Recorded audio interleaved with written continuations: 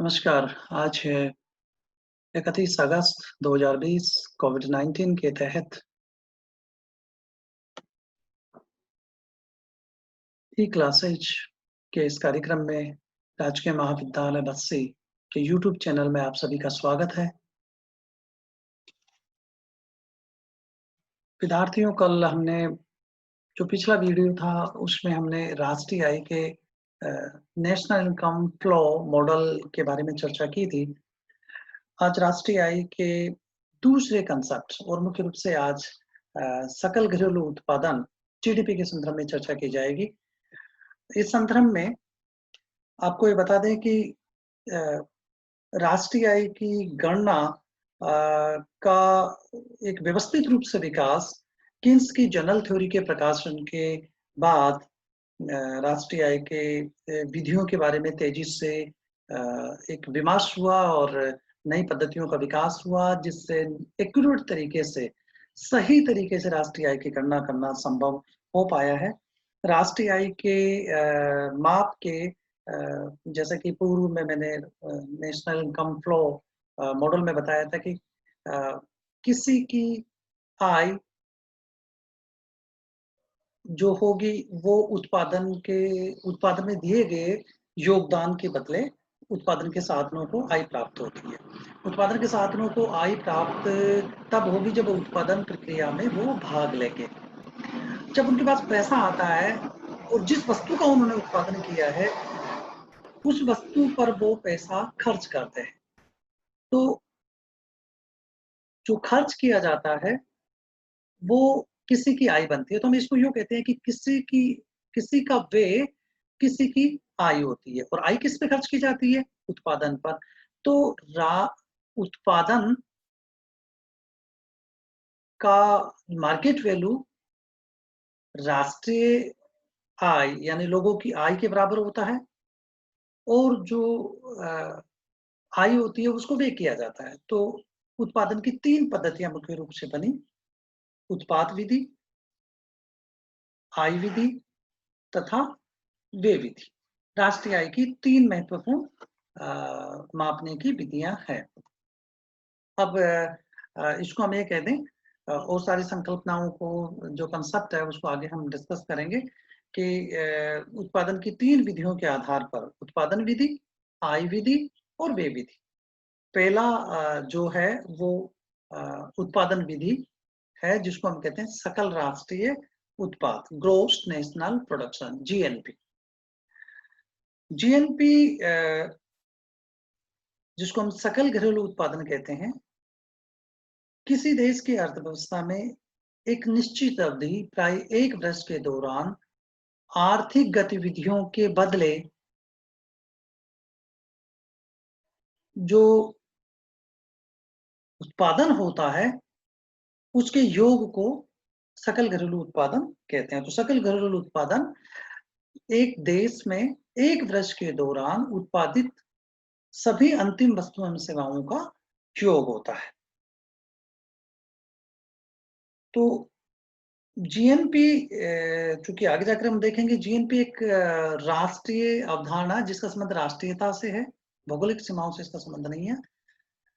अ, राष्ट्र के नागरिकों के द्वारा जो इस देश का एक सामान्य नागरिक होता है, जिस देश का वो एक सामान्य जिसका वेस्टेड इंटरेस्ट जिस देश में होता है उसको उसका सामान्य नागरिक माना जाता है। एक सामान्य नागरिक के द्वारा कहाँ चाहे वो विश्व में कहीं पे भी आर्थिक गतिविधियाँ की जाती हो, जिस देश का वो सामान्य नागरिक है उसमें उसकी राष्ट्रीय आय शामिल होती है। तो जीएनपी को मापने की 3 विधियाँ हैं। पहली विधि जिसको हम उत्पाद विधि कहते हैं, उसको हम ये कह सकते हैं कि दोहरी गणना से बचने के लिए GNP as the sum of value addeds, मूल्य वर्धन पद्धति। ये वस्तुतः एक प्रकार की अ,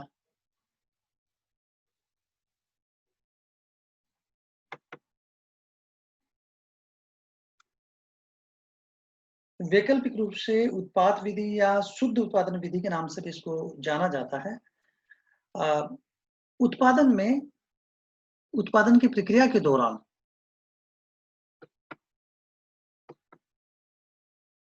शेयर स्क्रीन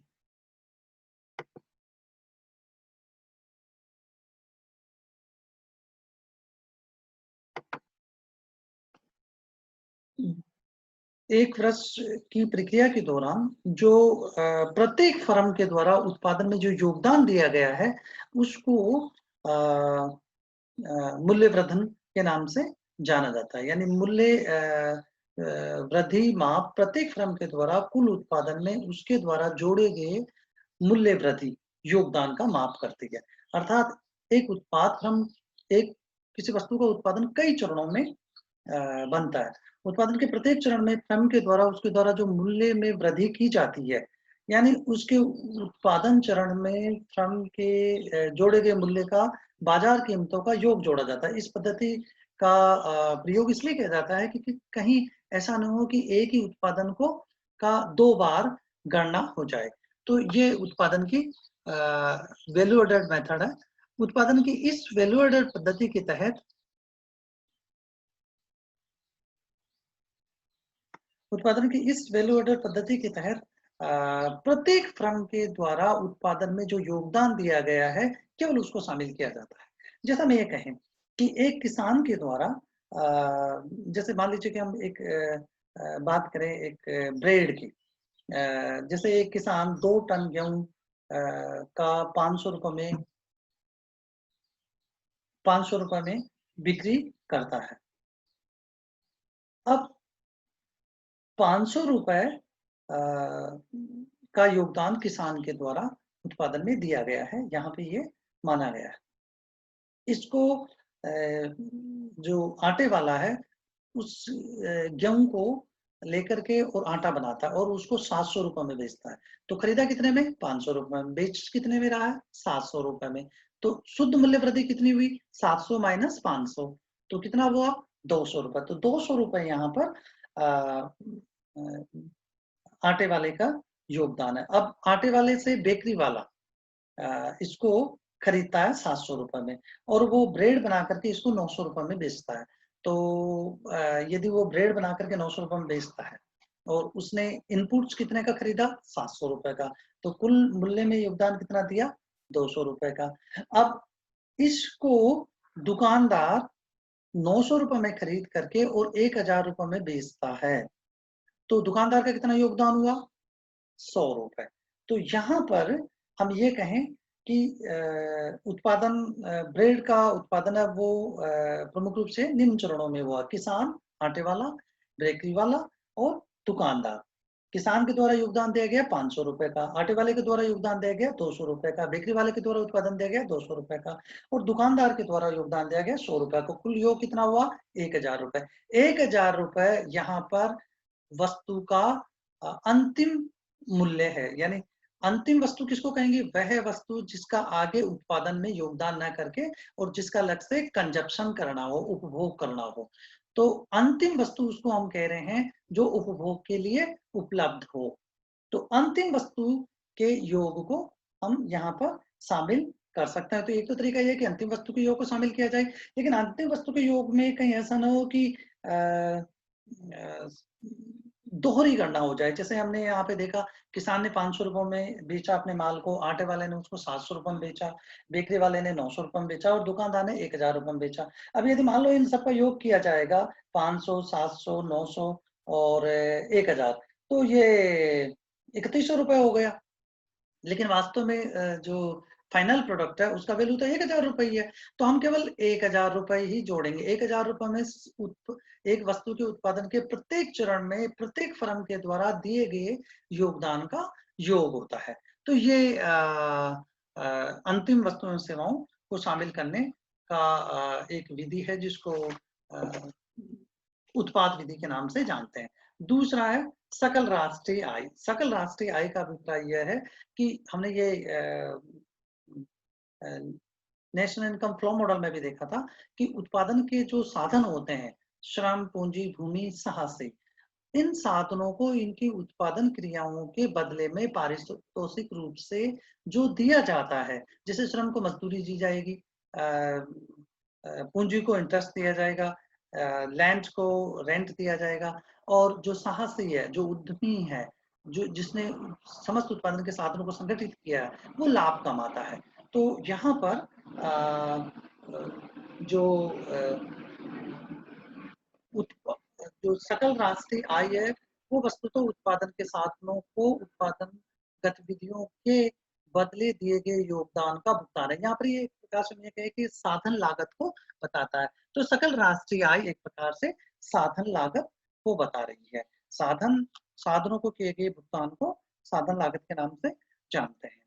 अब इस में उनके योगदान को हम शामिल कर रहे हैं। ये आय प्रवाह को व्यक्त करते हैं। जैसे उत्पादन विधि में उत्पादन प्रवाह को शामिल किया था, आय विधि में आय प्रवाह को शामिल किया था। तो ये आय प्रवाह को व्यक्त करती है और साधन आय दृष्टिकोण को व्यक्त करती है। तो दो तरीके हुए अभी। हमने पहला देखा उत्पाद विधि, दूसरा देखा आय विधि जिसमें GNI ग्रॉस नेशनल इनकम को हमने शामिल किया। अब तीसरी जो विधि है सकल राष्ट्रीय व्यय, जिसको हम कहेंगे सकल राष्ट्रीय व्यय GNE gross national expenditure GNE को चर्चा हम आगे जाकर के करेंगे। वस्तुतः GNE एक व्यय विधि है।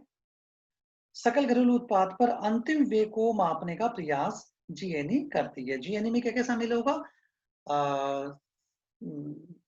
उपभोग, निवेश, सरकारी व्यय और आयात और निर्यात का शुद्ध योग। तो इसको हम कहेंगे C plus I plus G plus X minus M या नेट NX, शुद्ध आयात निर्यात। अब हम पहले एक तो ये समझ लें कि स्टॉक किसको कहते हैं और फ्लो किसको कहते हैं, क्योंकि मैंने अभी ये शब्द यूज किया है कि राष्ट्रीय आय एक प्रवाह है। स्टॉक किसी चर उसको कहते हैं जिसका मान बदलता रहता है। जैसे क्लास में स्टूडेंट्स की लंबाई, तो लंबाई यहाँ पर स्टूडेंट्स की लेंथ है, वो यहाँ पे वेरिएबल है। लेकिन हम ये कहें कि पृथ्वी से चांद की दूरी या पृथ्वी से सूर्य की दूरी वो निश्चित है, तो वो कांस्टेंट है, तो वो स्थिर चर कहलाती है। तो स्थिर चर के संदर्भ में हम बात नहीं कर रहे, हम कर रहे हैं चर के संदर्भ में, चर जिसका मान बदलता रहता है। जैसे बाजार में किसी वस्तु की कीमत बदलती रहती है, कभी सब्जी की कीमत प्रतिदिन बदलती रहती है, प्रति घंटे बदलती रहती है। तो ये वह चर जिसका मान बदलता रहता है उसको चर कहते हैं। अब चर को हमने फिर दो भागों में बांटा, स्टॉक और फ्लो वेरिएबल। अब पहले देखिए कि फ्लो वेरिएबल किसको कहते हैं। फ्लो का अर्थ है प्रवाह वेरिएबल, प्रवाह चर। प्रवाह चर का अर्थ है किसी चर का एक निश्चित समयावधि के दौरान का माप किया जाए। मतलब ये गिवन पीरियड ऑफ टाइम, एक निश्चित समयावधि के दौरान। जैसे हम ये कहें कि पानी की टंकी के में 1 घंटे के दौरान कितना पानी आया है, तो 1 घंटे के दौरान कितना पानी आया है या 1 घंटे के दौरान कितना पानी पानी की टंकी से निकला है, ये तो हो गया प्रवाह, क्योंकि एक निश्चित समयावधि को ले रहे हैं, एक पीरियड ऑफ टाइम को ले रहे हैं। और यदि हम ये कहें कि 12 बजे पानी की टंकी में कितना पानी है, ये स्टॉक कहलाता है। तो दो प्रकार की अवधारणा हुई, फ्लो जिसका संबंध एक निश्चित समयावधि के का माप से लिया जाता है, और स्टॉक जिसका संबंध एक पॉइंट ऑफ टाइम से लिया जाता है, एक निश्चित समय बिंदु से लिया जाता है। जैसे हम ये कहें 31 मार्च 2020 को कुल बचत कितनी है, ये तो हो गया स्टॉक। और यदि ये कहें 1 वर्ष के दौरान कितनी बचत हुई है, ये हो गया फ्लो। तो बहुत संक्षिप्त में मैंने फ्लो और स्टॉक को बताया है।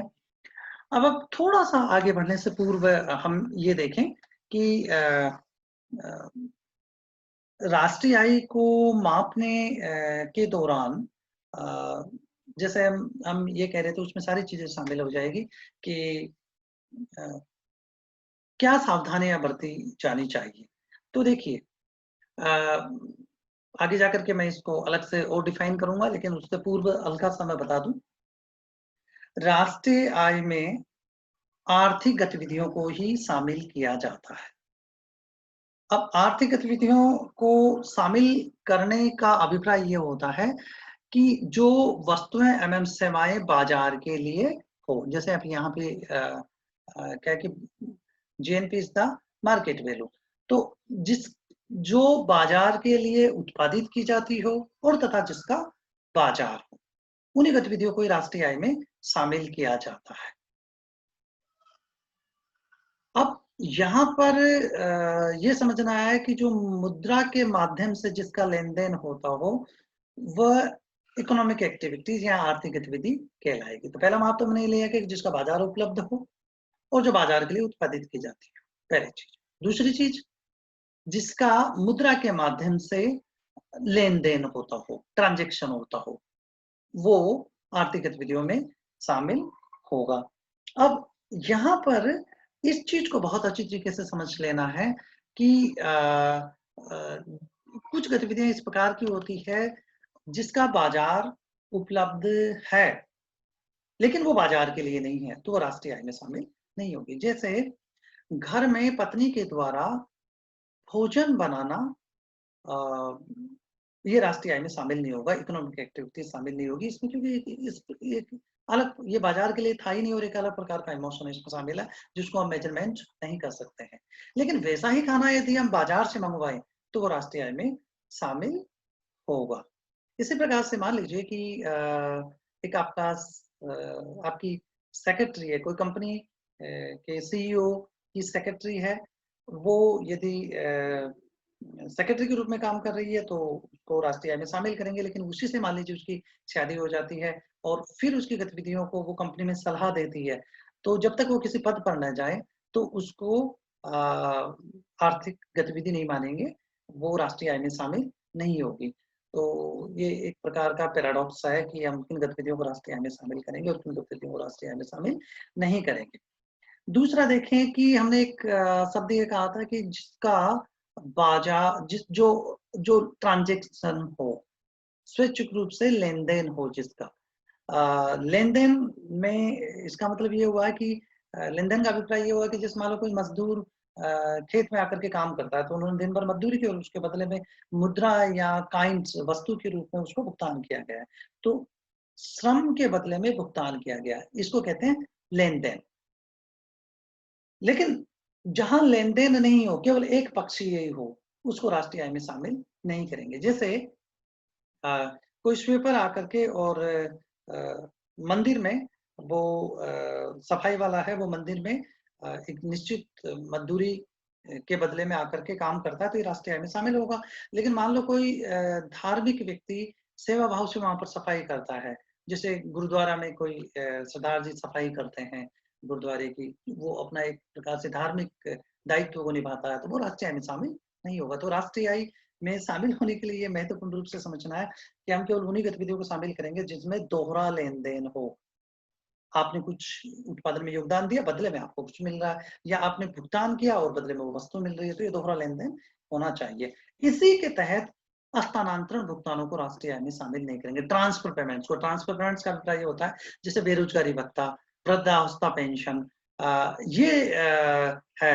बेरोजगारी भत्ता है, चूँकि बेरोजगारी भत्ता बेरोजगार व्यक्ति को बेरोजगार होने के कारण सरकार के द्वारा दिया जाता है, लेकिन वो उत्पादन में कोई योगदान नहीं दे रहा है। इस प्रकार से गरीब व्यक्तियों को ट्रांसफर पेमेंट्स किया जाता है। जैसे अभी कोविड-19 के दौरान सरकार के द्वारा मज़दूरों को जो लॉकडाउन के कारण जो उनके खाते में पैसा ट्रांसफर किया गया है, वो राष्ट्रीय आय में शामिल नहीं होगा, क्योंकि वो उसकी पर्सनल इनकम में तो शामिल हो रहा है, लेकिन वो राष्ट्रीय आय में शामिल नहीं होगा, क्योंकि इससे दोहरा लेन-देन नहीं हो रहा है। तो हम इसको कहते हैं हस्तांतरण भुगतान। टैक्स भी एक प्रकार का हस्तांतरण भुगतान है। सरकार टैक्स लगाती है, बदले में आपको कुछ नहीं देती है। तो ये हस्तांतरण भुगतान है, टैक्स। इस प्रकार से सरकार जब उस टैक्स से जो आय होती है, उसको यदि किसी को ट्रांसफर पेमेंट के रूप में करती है, किसी को भुगतान करती है, बेरोजगारी भुगतान के रूप में देती है, तो उसको राष्ट्रीय आय में शामिल नहीं किया जाता और हस्तांतरण भुगतानों को राष्ट्रीय आय में शामिल नहीं किया जाता है। दूसरा है आकस्मिक लाभ को राष्ट्रीय आय में शामिल नहीं करता। आकस्मिक लाभ को कहते हैं विंडफ्लो प्रॉफिट्स। जैसे आपकी कोई लॉटरी खुल गई है, तो लॉटरी खुलना वस्तुतः उत्पादन नहीं है। वो तो कुछ लोगों ने लॉटरी में पैसा लगाया और उससे पैसा इकट्ठा हुआ और वाह! एक किसी को खुल गया, तो वो तो केवल मात्र एक जगह से दूसरी जगह ट्रांसफर है। इसी प्रकार से ये कहें विंडो इनकम का अर्थ ये भी है कि किसी प्राकृतिक आपदा की वजह से जैसे मान लो तेज बारिश आ गई और किसी का घर बह गया है, तो ये भी विंड फ्लो लॉस है, ये तो कहलाता है विंड फ्लो लॉस। यानी जैसे प्राकृतिक आपदा, बाढ़, अकाल ये आया और आपके धन संपत्ति को नुकसान हुआ है, तो ये विंड फ्लो लॉस है, इसको कहते हैं आकस्मिक हानि। लेकिन आकस्मिक लाभ कौन सा होगा? जैसे मान लीजिए कि आप किसी की जमीन है, उसके पास से रोड निकल जाता है और वहां पर रोड निकलने के कारण उस जमीन की वैल्यू बढ़ गई है, तो जो रियल एस्टेट की वो जो वैल्यू बढ़ी है वो राष्ट्रीय आय में शामिल नहीं होगी। ये विंड फ्लो प्रॉफिट है जिसमें आपने योगदान नहीं दिया है। तो ये आपने योगदान ही नहीं दिया है और आपकी संपत्ति की वैल्यू बढ़ गई है, लेकिन चूंकि ये विंड फ्लो इनकम है, विंड फ्लो प्रॉफिट है, इसको राष्ट्रीय आय में शामिल नहीं करेंगे। तो इसको राष्ट्रीय आय में हम शामिल नहीं करेंगे। अब दूसरी देखें, कुछ गतिविधियां ऐसी होती है जिसका मूल्य को अनुमानित किया जाता है, जिसको हम ये कहें कि उसका मार्केट होता है, इसलिए उसका वैल्यू एस्टिमेशन किया जाता है। जैसे किसान के द्वारा खाद्यान्न को उत्पादन किया जाता है। किसान जब खाद्यान्न को उत्पादन करता है तो उस खाद्यान्न को वह बड़ा हिस्सा बाजार में बेच देता है और कुछ हिस्सा अपने लिए रख लेता है, तो ये विंड फ्लो इनकम है। विंड विंड फ्लो इनकम नहीं है, ये स्व उपभोग के लिए उसने रख लिया। तो स्व उपभोग के लिए रखे गए माल का मूल्य का अनुमान लगाएंगे कि यदि इसको बाजार में बेचा जाता है तो इसका भाव क्या होता, बाजार में बेचा जाता है और इसका भाव क्या होता, इसको राष्ट्रीय आय में उत्पाद विधि में इसको जोड़ दिया जाएगा। इस प्रकार से आप स्वयं के मकान में रह रहे हैं, लेकिन यदि मकान स्वयं का नहीं होता तो किराया देते, तो किराए का अनुमान बाजार की दर पर किया जाएगा। तो ये किराए का अनुमान किया जा रहा है। इसी प्रकार से आपने स्वयं की पूंजी व्यापार में लगाई है, लेकिन यदि स्वयं की पूंजी नहीं होती तो बाजार से उसको उधार लेते, तो बाजार पे क्या ब्याज की दर दी जाती, ये स्वयं को किया गया भुगतान शामिल होता है। तो स्वयं को किए गए भुगतान का भी अनुमान किया जाता है और उसको राष्ट्रीय आय में शामिल किया जाता है। तो यहाँ पे आधार ये होगा कि जिसका बाजार उपलब्ध हो और चाहे वो आपकी स्वयं की हो, उसका वैल्यू एस्टिमेशन किया जाता है।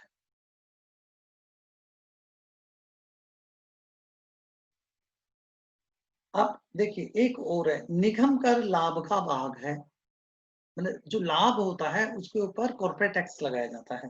राष्ट्रीय आय की गणना करते समय लाभ को निगम करों का भुगतान करने से पहले शामिल करना चाहिए। ऐसा करते समय निगम कर को फिर से अलग से नहीं जोड़ना चाहिए।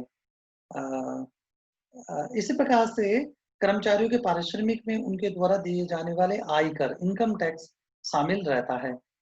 अतः राष्ट्रीय आय की गणना करते समय आयकर अलग से शामिल नहीं करना चाहिए। वैसे भी आयकर निगम कर दोनों ट्रांसफर पेमेंट है, तो आयकर निगम कर ट्रांसफर पेमेंट है और पहले ही बताया गया था कि आयकर निगम कर को राष्ट्रीय आय में शामिल नहीं किया जाता है। इसी प्रकार से मृत्यु कर, उपहार कर, संपत्ति कर जैसे आकस्मिक लाभों पर कर आदि सभी करदाताओं की संपत्ति भूतकालिक गतिविधियों का भाग होती है, अतः ये राष्ट्रीय आय में शामिल नहीं होती है। दूसरी तरफ यहाँ एक महत्वपूर्ण निष्कर्ष ये आ रहा है कि सेकंड हैंड गुड्स का क्रय विक्रय को भी राष्ट्रीय आय में शामिल नहीं किया जाता। अब यहाँ पे मोटा मोटा बात यह है कि जो गतिविधि जिस वर्ष में हुई है उस वर्ष में उसको शामिल कर लिया जाता है। जैसे मान लीजिए कि मोटरसाइकिल का उत्पादन मोटरसाइकिल कंपनी के द्वारा किया जाता है। अब जिस वर्ष उसका उत्पादन हुआ है वो यदि बिक गया तो वो व्यय में शामिल हो जाएगा, लेकिन बिका नहीं है तो वो स्टॉक में शामिल हो जाएगा, जिसको हम कहते हैं इन्वेंटरी। तो इन्वेंटरीज का वैल्यूज बढ़ जाएगी, पर वो किस वर्ष शामिल होगा, जिस वर्ष उस वस्तु का उत्पादन हुआ है। अगले साल जब वो बिकता है तो इन्वेंटरीज की वैल्यू कम हो जाएगी। तो मोटा अनुमान ये है कि किसी भी उत्पादन को जिस वर्ष उत्पादित किया गया उस वर्ष उसको राष्ट्रीय आय में शामिल कर लिया जाता है। कई बार ऐसा भी होता है कि उसको उस वर्ष शामिल नहीं किया जाता है, उसका भुगतान मान लो अगले वर्ष है तो वो अगले वर्ष शामिल होगा। इसी से निष्कर्ष निकलता है कि सेकंड हैंड गुड्स का वैल्यू राष्ट्रीय आय में शामिल नहीं किया जाता है। इस प्रकार से शेष का लेन देन को राष्ट्रीय आय में शामिल नहीं किया जाता है। सेकंड हैंड गुड्स कौन सी होती है, जैसे किसने मोटरसाइकिल खरीदी, अब किसने मोटरसाइकिल खरीदी, एक बार उसका भुगतान कर दिया, वो राष्ट्रीय व्यय में शामिल हो गया और दूसरी तरफ ये राष्ट्रीय उत्पादन में शामिल हो गया था। अब जब ये मान लो 6 महीने बाद में उसको बेचता है या उसको 2 साल बाद में बेचता है, तो 2 साल बाद में जब उसको बेच रहा है तो वो राष्ट्रीय आय में शामिल नहीं होगा, क्योंकि ये जिस वर्ष उत्पादित की गई थी उस वर्ष उसको शामिल किया गया था। इसका मतलब ये हुआ ये सेकंड हैंड वस्तु है। सेकंड हैंड गुड्स का लेन-देन को राष्ट्रीय आय में शामिल नहीं किया जाता है। क्यों नहीं किया जाता है? क्योंकि जिस वर्ष इसका उत्पादन किया गया था या जिस वर्ष उस पर व्यय किया गया था उस वर्ष उसको शामिल कर लिया था। अब उसको राष्ट्रीय आय में शामिल नहीं किया जाता। तो सेकंड हैंड गुड्स का लेन-देन राष्ट्रीय आय में शामिल नहीं किया जाता। इस प्रकार से शेष के लेन-देन को राष्ट्रीय आय में शामिल नहीं किया जाता है, क्योंकि ये केवल पेपर्स का ट्रांसफर होता है, ये कोई उत्पादन गतिविधि नहीं होती है। व्यय विधि में भी लगभग इसी प्रकार की सावधानियां राष्ट्रीय आय की गणना करते समय शामिल की जाती है। तो देखिए यहाँ पे जो मैं अभी कह रहा था कि सेकंड हैंड गुड्स को क्रय विक्रय को राष्ट्रीय आय में शामिल नहीं किया जाता, यहाँ पे भी ये कह रहे हैं कि पुरानी वस्तुएं पूर्व प्रयुक्त जो पहले यूज की जा चुकी है उन वस्तुओं को राष्ट्रीय व्यय में शामिल नहीं किया जाता है। शेयर बॉन्ड्स के क्रय विक्रय को राष्ट्रीय आय में शामिल नहीं किया जाता है। समस्त सरकारी व्यय का हस्तांतरण जैसे बेरोजगारी भत्ता, वृद्धावस्था पेंशन, छात्रवृत्तियों भी राष्ट्रीय व्यय में शामिल नहीं होती है। मध्यवर्ती वस्तुओं एवं सेवाओं पर किए गए व्यय को भी राष्ट्रीय आय से बाहर रखा जाता है। मध्यवर्ती वस्तुएं कौन सी होती है? Intermediate goods. इंटरमीडिएट गुड्स कौन सी होती है? जैसे मैंने अभी उसका उदाहरण दिया था, बेकरी वाले के उत्पादन करने के लिए ब्रेड का उत्पादन करने के लिए बेकरी वाला आटा खरीदता है। अब आटे से वो बेकरी बनाता है, तो यहाँ पर आटा इंटरमीडिएट गुड्स हो गई, यानी जिसको उत्पादन करने में काम लिया जाता है, एक इनपुट्स के रूप में काम लिया जाता है, वो इंटरमीडिएट गुड्स है। तो इंटरमीडिएट गुड्स को शामिल नहीं किया जाता। क्यों नहीं किया जाता है? ये इसलिए नहीं किया जाता है क्योंकि दोहरी गणना से बचने के लिए ये किया जा रहा है। यदि मान लो इंटरमीडिएट गुड्स को भी शामिल कर लेंगे तो फिर वो उत्पादन एक से अधिक बार जोड़ लिया गया। जैसे मान लीजिए कि एक कार है, कार में इंजन इंटरमीडिएट गुड्स है।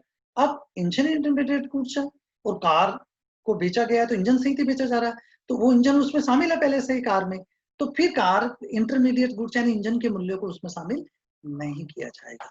तो इंटरमीडिएट गुड्स को राष्ट्रीय आय में शामिल नहीं किया जाता है। अब हम राष्ट्रीय आय की गतिविधियों में जो मोटे रूप से क्या चीजें शामिल नहीं की जाएगी वो हमें समझ में आना चाहिए। तो देखो, एक तो इकोनॉमिक एक्टिविटीज को ही राष्ट्रीय आय में शामिल किया जाता है। दूसरा, मार्केट से कुछ चीजों को एक्सक्लूड किया जाता है, शामिल नहीं किया जाता। वो कौन सी हो सकती है? Transfer payments, capital gain and loss and illegal activities. अवैध गतिविधियों को राष्ट्रीय आय में शामिल नहीं किया जाता है। अवैध गतिविधियां राष्ट्रीय आय में शामिल नहीं होगी। अगला है imputed value of goods and services. स्वयं उपभोग के लिए जो वस्तुएं एवं सेवाएं रखी जाती है, चाहे वो किसान के द्वारा अनाज रखा जाता हो, मकान मालिक के द्वारा मकान का किराया आदि को राष्ट्रीय आय में शामिल करने के लिए उसके वैल्यू का बाजार में क्या मूल्य है को अनुमानित करके उसको राष्ट्रीय आय में शामिल किया जाता है। एक और कंसेप्ट है कि मल्टीपल काउंटिंग नहीं होनी चाहिए। मल्टीपल काउंटिंग से बचने के लिए वैल्यू एडेड पद्धति का सहारा लिया जाता है अथवा केवल अंतिम वस्तुओं सेवाओं के मूल्य को ही शामिल किया जाता है। तो ये राष्ट्रीय आय की गणना करते समय की जाने वाली सावधानियां हैं। अगले वीडियो में सकल घरेलू उत्पादन और राष्ट्रीय आय से संबंधित अन्य गतिविधियों को शामिल किया जाएगा। नमस्कार।